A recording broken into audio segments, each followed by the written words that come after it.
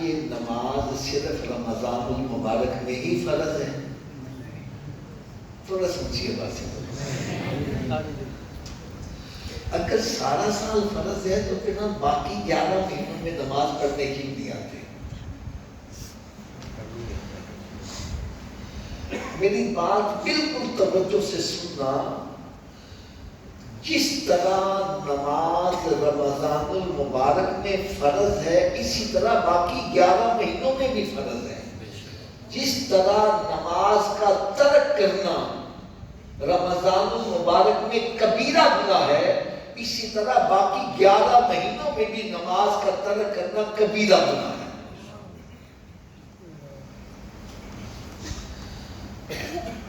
دوسرا میرا آپ سے ایک چھوٹی سی گزارش اور ہے، بات بالکل سچی کرنا. حضرت صاحب مکان ہے آپ کا اپنا، اس کو لگا ہوا ہے تالا. کیا لگا ہوا ہے؟ تالا. بغیر چابی کے گھر میں داخل ہو جاؤ گے؟ تھوڑا سوچیے بات. اگر بغیر چابی کے تو اپنے گھر میں نہیں جا سکتا، بغیر چابی کے جنت میں کیسے چلے جاؤ گے؟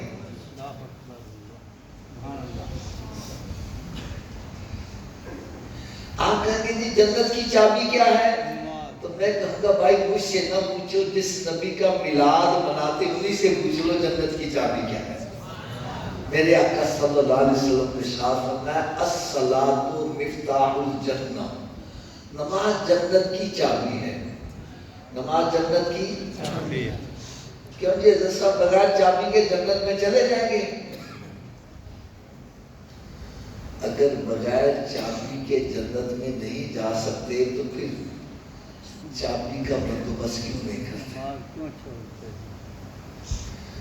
سیدھی سیدھی سی باتیں. میں غلط میری جھولی میں ڈال دو، کھڑے ہو کے تو حافظ صاحب غلط کہہ رہے ہیں، میں انشاءاللہ تعالیٰ سب کے سامنے معذرت بھی کروں گا، الفاظ بھی واپس لے لوں گا. اور اگر میری بات سچی ہے تو پھر ہم سب کو عمل کرنا چاہیے کہ نہیں کرنا چاہیے؟ اچھا ایک مجھے یاد اور جواب دینا، اگر جنت کی چابی کا بندوبست نہ کیا تو پھر کہاں جانا پڑے گا؟ یہ فیصلہ آج کرو، کیا کرنا ہے؟ کیا دوزخ کی آگ برداشت ہو جائے گی؟ آج جلتی ہوئی سگریٹ پر ننگا پاؤں آ جائے، چیخ نکل جاتی ہے، اچھل پڑتا ہے. سگریٹ کی آگ برداشت نہیں کر سکتا، جہنم کی آگ کیسے برداشت ہوگی؟ کیوں جی حضرت صاحب بغیر چابی کے آپ جنت میں داخل ہو جاؤ گے؟ تو چابی کا بندوبست پھر مرنے کے بعد کرنا ہے یا پہلے کرنا ہے؟ تو پھر کرتے کیوں نہیں ہے؟ جب مسجد سے آواز آتی ہے حی علی الصلاۃ، آؤ چابی کے لیے، تو بیٹھا گپے مارے، کیوں بیٹھا فلمیں ڈرامے دیکھ رہے، کیوں بیٹھا کاروبار کر رہے؟ ارے تجھے چاہیے سب کام چھوڑ کے مسجد کی طرف آ. کوئی پوچھے حضرت جی کدھر چلے گئے؟ بتلا میں جنت کی چابی لینے جا رہا ہوں. کیا لینے جا رہا ہوں؟ اچھا صاحب آپ بتلاؤ کیا ہر چابی ہر تالے کو لگ جاتی ہے؟ اس کی کیا وجہ ہے؟ چلے وجہ بھی میں بتلا دوں. اصل میں تالے کے اندر ہوتے ہیں لیور. کیا ہوتے ہیں؟ لیور. جتنے لیور کا تالا ہوگا چابی کو اتنے دانتے پڑے ہوں گے تو چابی گھومے گی، چابی گھومے گی تو تالا کھلے گا. ایسے ہی ہے نا؟ تو آؤ آج میں آپ کو یہ بھی بتلا جاؤں، جو جنت کو تالا لگا اس کے 5 لیور ہیں. کتنے لیور ہیں جی؟ 5. جی بولو. 5. پہلے لیور کا نام ہے فجر، دوسرے کا نام جی بول دو یار، تیسرے کا، چوتھے کا، 5ویں کا. جو ایک نماز پڑھتا ہے ایک دانتا ڈالا، تالا کھل جائے گا ایک دانتے سے؟ 2 سے؟ 3 سے؟ 4 سے تو کھل جائے گا. کب کھلے گا؟ تو پھر آج کے بعد کتنی نمازیں پڑھنی؟ 5. اچھا ایک اور چھوٹا سا سوال کرنا ہے. حضرت صاحب آپ کے والد صاحب یا آپ کے پیر صاحب آپ کے لیے مدینہ شریف سے تحفہ لائے، وہ کھجوریں بھی ہو سکتی ہیں، ٹوپی بھی ہو سکتی ہے، رومال بھی ہو سکتی ہے، تسبیح بھی ہو سکتی ہے، آب زمزم شریف بھی ہو سکتا ہے۔ اگر آپ اس تحفے کی قدر نہ کرو، یا سچی بات کرنا، تحفہ لانے والا خوش ہوگا کہ ناراض ہوگا؟ تھوڑا سوچیے بات۔ جو تحفہ مدینے شریف سے لایا جائے، اگر اس کی کوئی قدر نہ کرے تو تحفہ لانے والا ناراض ہو جائے۔ یار کبھی سوچا ہے نماز کہاں کا تحفہ ہے؟ یہ تو لامکانوں کا تحفہ ہے۔ یہ تحفہ بیچنے والے رب العالمین ہیں، لانے والے رحمت للعالمین۔ جو اس تحفے کو ضائع کر رہا ہے اس سے رب راضی ہو جائے گا؟ سرکار راضی ہو جائے گی؟ ایک مومن کا تو مقصد ہی یہ ہے اس سے رب بھی راضی ہو جائے، اس کا رسول بھی راضی ہو جائے۔ تو جو چاہتا ہے اس سے رب بھی راضی ہو جائے، اس کا رسول بھی راضی ہو جائے صلی اللہ علیہ وسلم، اس کو کیا کرنا چاہیے؟ تھوڑا سمجھیے بات۔ چلو حضرت صاحب آپ ایک سوال کا جواب دیجئے گا۔ آپ کے گھر میں صندوق ہیں، الماریاں ہیں، سیف ہے، اس میں صاف کپڑے رکھتے ہو گندے رکھتے ہو؟ نہیں، سب کی آواز آنی چاہیے۔ گندے کیوں نہیں رکھتے؟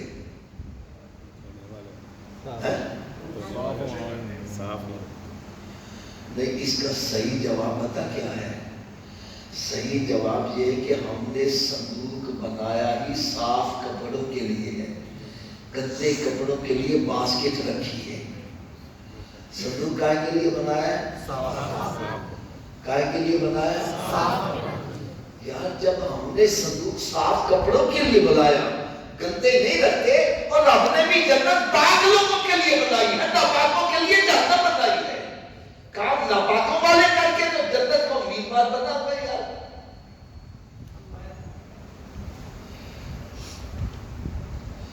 سرکار دو عالم نور مجسم صلی اللہ علیہ وسلم کی چشمان مبارک سے آنسو جاری ہو گئے، عرض کرنے لگے اے مالک مولا، میرے امتی تو گناہ بھی کریں گے، ان کا اندر ناپاک ہو جائے گا، ناپاک بندہ جنت میں نہیں جا سکتا، وہ تو دوزخ میں جائیں گے، تو میرا امتی دوزخ میں جلے گا، میں کیسے برداشت کروں گا؟ یا اللہ کرم نوازی کر دے۔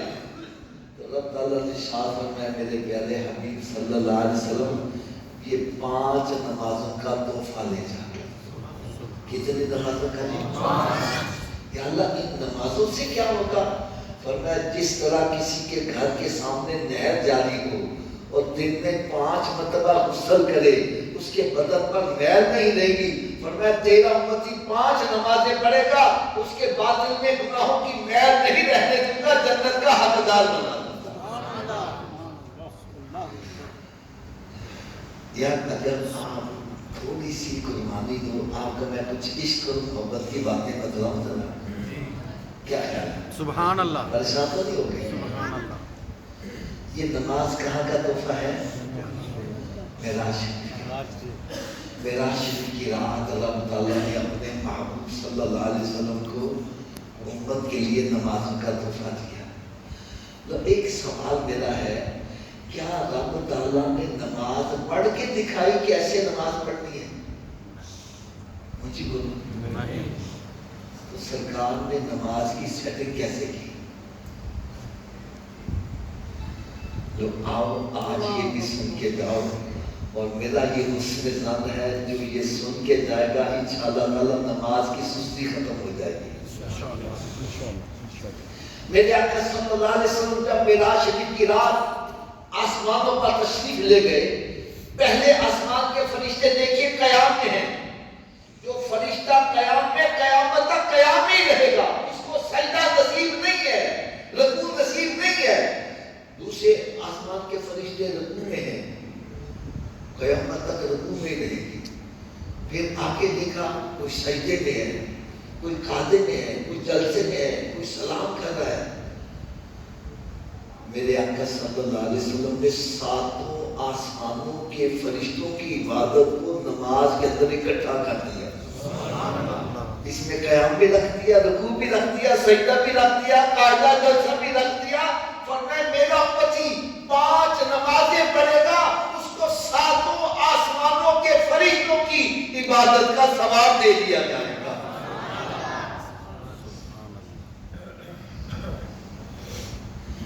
اچھا یہ جو 5 اوقات ہیں فجر، ظہر، عصر، مغرب، عشاء، اس کی سیٹنگ کیسے کی گئی؟ وہ یہ بھی سنو بڑی طبیعت خوش ہوگی۔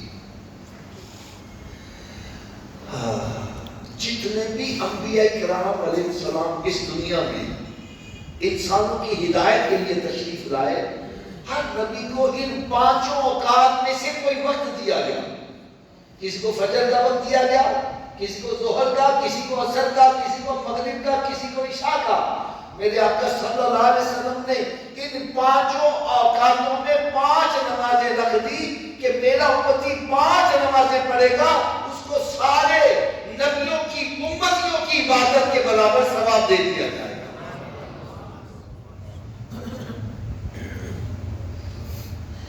اچھا یہ جو 5 نمازیں ہیں اس میں 17 رکعت فرض ہیں۔ کتنے ہیں؟ 17۔ گن لو چاہے، 2 فجر کے فرض، 4 ظہر، 4 عصر، کتنے ہو گئے؟ 10۔ 3 مغرب اور 4 عشاء، کتنے ہو گئے؟ 17۔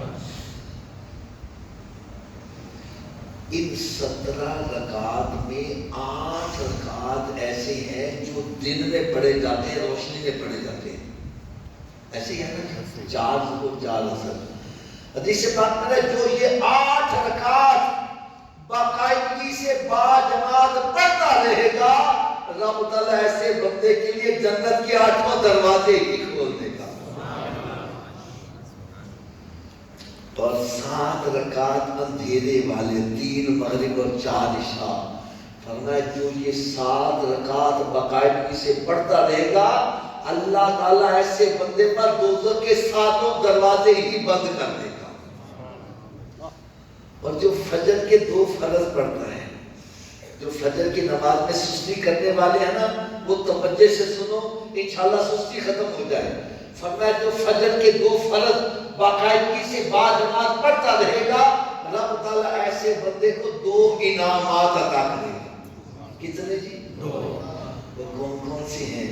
فرمایا پہلا انعام یہ کہ اس کو سونے آقا صلی اللہ علیہ وسلم کی شفاعت نصیب ہو جائے گی، اور دوسرا انعام یہ کہ اس کو رب تعالیٰ کا دیدار بھی نصیب ہو جائے گا۔ اب میرا آپ سے سوال ہے، ہمیں نمازی بننا چاہیے کہ نہیں بننا چاہیے؟ بننا چاہیے۔ تھوڑا سوچیے بس، بننا چاہیے۔ یہ سب کی آواز پتہ کیوں نہیں آ رہی؟ آپ جی 5 نمازہ پڑھا کے کی نہیں؟ تو چلو نسخہ بھی میں بتلا دیتا ہوں، میرے نسخے پر عمل کرو، سارے نمازی بن جاؤ گے۔ لیکن ایک شرط ہے، نسخہ استعمال کرنا بھی، یہ تو آپ بھی جانتے ہیں، 10,000 روپیہ ڈاکٹر کو فیس دے کے نسخہ لے آؤ، نسخہ کا ہمیں ڈاکٹر کو نام آ جائے گا؟ نہیں آئے گا۔ کب آرام آئے گا؟ جب اسے استعمال کریں۔ تو ضرور میں آپ سے پیسے نہیں مانگتا، میں فی سبیل اللہ نسخہ دوں، اور گارنٹی کیا ہے؟ اگر نمازی نہ بنو تو میں آپ کا مجھے کر لوں گے استعمال انشاءاللہ۔ سب کی نہیں آواز آ رہی ہے۔ تو نسخہ صرف اتنا ہے کہ اگر یہ وجود نماز نہ پڑھے، کیا میں نے کہا جی اگر یہ وجود نماز نہ پڑھے، اگر یہ وجود نماز نہ پڑھے، اگر یہ وجود نماز نہ پڑھے، اگر یہ وجود نماز نہ پڑھے، تو اس وجود کو رب کا رزق نہ کھلا، بس اتنا نسخہ ہے۔ اور بات بھی میں سچی کر رہا ہوں، جو وجود رب تعالیٰ کے آگے نہیں جھکتا، کیا وہ اس قابل ہے کہ اس کو رب کا رزق کھلایا جائے؟ روٹی سامنے رکھی اپنے منہ میں لے جاتی ہے، پکڑ کے لے جاؤ گے تو مت لے جاؤ، یہ روٹی مانگے بولو نہیں پہلے نماز پھر بعد میں روٹی، تو کیا خیال ہے نمازی بن جائے گا کہ نہیں بنے گا؟ اس نسخے پر عمل کون کرے گا؟ سارے ہاتھ اونچا کھڑا کر کے بلند آواز سے انشاءاللہ کرنا، سارے نمازی بن جائے، میرے آقا کتنا خوش ہو جائے، رب تعالیٰ کتنا خوش ہو جائے۔ اب نسخے کی صبح کی ڈوز بھی سن لو، اتنی دیر تک ناشتہ نہیں کرنا جتنی دیر نماز فجر نہ پڑھنا، پہلے نماز پھر ناشتہ۔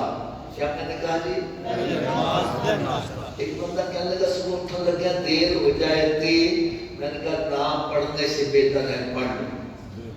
اس میں کہ معتد ہوتی ہو نا تو وضو کر لو, 2 سنت تو فرض پڑھ لو, فجر کی پڑھ لو گے, باقی پڑھنی ہے ساتھ. فجر کی رات جو پڑھ کر اچھا کل تو پڑھا گے نہ, کل آوے تے نہ نماز پڑھنا.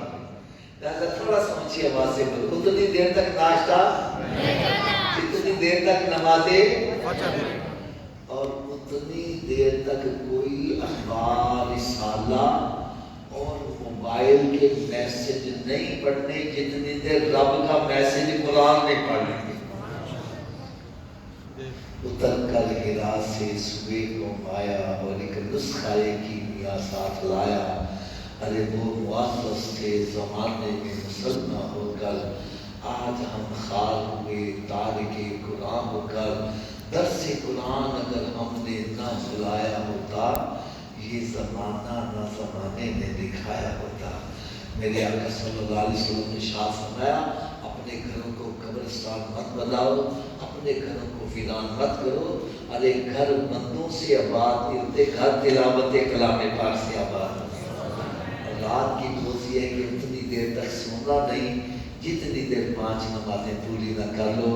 سونے والے رب کو سجدہ کر کے سو, کیا خبر اٹھے نہ اٹھے صبح کو, وما علیہ الا البلاغ.